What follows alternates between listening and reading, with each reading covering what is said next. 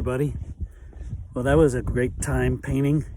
I'm out here at the Great Salt Lake Migratory Bird Refuge. I think it's preservation area, something like that.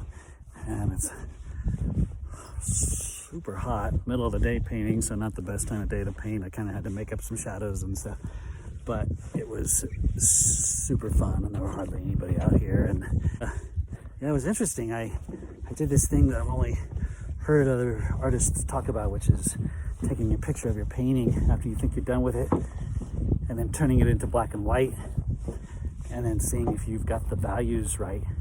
And I was like, no, I don't. So I made some adjustments, and I thought it looked much better after I made those adjustments. And it was just, I found really cool and fun and interesting.